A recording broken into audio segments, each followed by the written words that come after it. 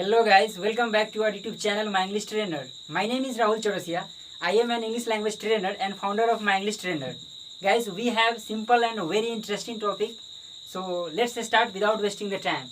Guys, first of all, we will know the difference between to be and to have. Why? Because I have already taught you to be. And today I am going to teach you to have. So first of all, we will know the difference between to be and to have. Right? Guys, to be और to have में क्या difference है। Guys, मैंने आपको to be के बारे में discussion करा ही चुका हूँ कि टू बी में हम कहीं ना कहीं इन्फॉर्मेशन देने की बातें करते हैं, लेकिन आज थोड़ा हिंदी में समझ लीजिए, क्योंकि मैं आज बहुत सारे स्टूडेंट्स कंफ्यूज करते हैं कि टू बी और टू हैव के सेंटेंस को पहचान नहीं पाते हैं। तो इसको पहचानने के लिए एक सिंपल सा एक ट्रिक लेके आया हूँ, ध्यान दीजिएगा। टू बी इसमें कहीं ना कहीं किसकी बात होती है, यानी सब्जेक्ट का कुछ होना या कहीं होना, सब्जेक्ट का कुछ होना या सब्जेक्ट का कहीं होना। गाइस, ये दो ट्रिक है टू बी को पहचानने के लिए, यानी सब्जेक्ट का कुछ होना या सब्जेक्ट का कहीं होना, राइट। और टू हैव की बातें करें, इसमें सब्जेक्ट के पास कुछ होना, सब्जेक्ट के पास कुछ होना, राइट। तो चलिए समझते हैं वन बाय वन।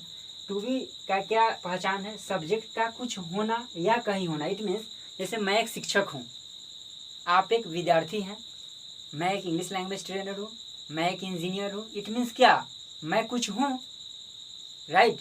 जैसे आप एक स्टूडेंट हैं, आपके पिताजी एक किसान हैं। इट मीन्स क्या है, आपके पिताजी कुछ हैं। आप एक स्टूडेंट है, इट मीन्स आप कुछ हैं। मैं एक इंग्लिश लैंग्वेज ट्रेनर हूँ, इट मीन्स मैं कुछ हूँ, राइट। अब बात करें सब्जेक्ट का कहीं होना, जैसे मैं क्लासरूम में हूँ, आप घर पर हैं, आप मार्केट में हैं, राइट, यानी आप कहीं हैं, राइट। यानी सब्जेक्ट का कहीं होने का सेंस हो या सब्जेक्ट का कुछ होना, राइट। जैसे मैं खुश हूँ, मैं ईमानदार हूँ, इट मीन्स क्या, मैं कुछ हूँ, राइट। जैसे मैं चोर हूँ, मैं बेईमान हूँ, मैं ईमानदार हूँ, इट मीन्स मैं कुछ हूँ, राइट।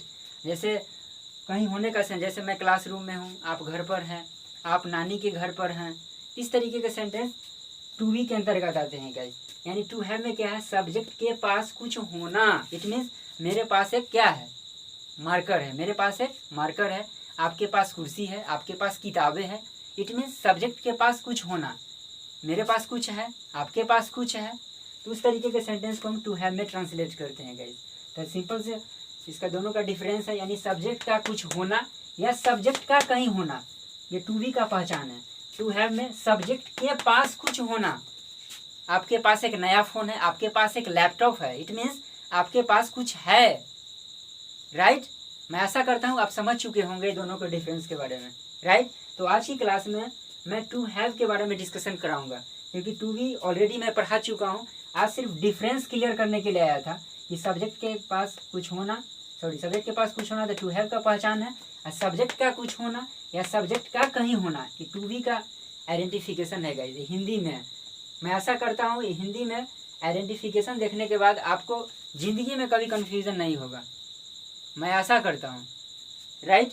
तो चलिए टू हैव पर थोड़ा सा डिस्कशन कर लेता हूँ guys. To have, right, to have guys, have या हैज, राइट। हैव और हैज, टू हैव का प्रेजेंट रूप होता है गाइस, यानी प्रेजेंट है, राइट। हैव और हैज, टू हैव का क्या है, प्रेजेंट फॉर्म है। और हम हैड की बातें करें तो हैड क्या हो जाएगा, पास्ट है, यानी कि टू हैव का पास्ट फॉर्म क्या है, टू हैव का पास्ट फॉर्म हैड। अगर हम बात करें विल हैव का, will have it means future में है, फ्यूचर, यानी कि ध्यान दीजिएगा टू हैव का प्रेजेंट फॉर्म क्या होगा, हैव हैज। टू हैव का past form had, and to have का फ्यूचर रूप क्या होगा, विल हैव। तो गाइस, आज की क्लास में सिर्फ हैव हैज पर मैं डिस्कशन करूंगा, हैड और विल हैव अगली वीडियो में मैं पढ़ाऊंगा, राइट। तो चलिए देखते हैं क्या स्ट्रक्चर है इसका। हैव हैज गाइस, इसका स्ट्रक्चर होगा सब्जेक्ट प्लस हैव या has plus object, right. Subject plus have या हैज़ प्लस ऑब्जेक्ट, राइट। इसका एग्जांपल होगा जैसे राम के पास एक घर है, राम के पास एक घर है, यानी सब्जेक्ट में क्या है, राम, लिखेंगे राम। गाइस सिंगल नेम के साथ क्या लगता है, हैज़, तो Ram has a house, Ram has a house या राम हैज़ अ होम, आप दोनों लिख सकते हैं, हाउस या होम। राम के पास एक घर है तो राम हैज़ ए होम। आपके पास समय है तो यू हैव टाइम। मेरे पास एक नया मोबाइल है तो आई हैव न्यू मोबाइल। इस तरीके से आप बना सकते हैं गाइज। ये आपका एफर्मेटिव स्ट्रक्चर, इसका निगेटिव बनाएंगे तो हैव हैज़ के बाद आप नॉट का इस्तेमाल करेंगे, राइट। जैसे राम के पास घर नहीं है तो Ram has not a house. आपके पास समय नहीं है तो you have no time, right. आगे मैं बताऊंगा कि नो और नॉट कहाँ कहाँ लगता है, हैव हैज़ में मैं सिखाऊंगा कि नो और नॉट कहाँ लगाते हैं, राइट। तो मैं ऐसा करता हूँ आप समझ गए होंगे। तो अगली वीडियो में इसका और डीपली डिस्कशन कराऊंगा, डीप में। आज मैं सिर्फ इंट्रोडक्शन दे दिया हूँ, अगली वीडियो में मैं जब आऊँगा तो वहाँ पे थोड़ा डीप में डिस्कशन करूँगा। तब तक के लिए बने रहिए इस चैनल पे। Thank you, best of luck.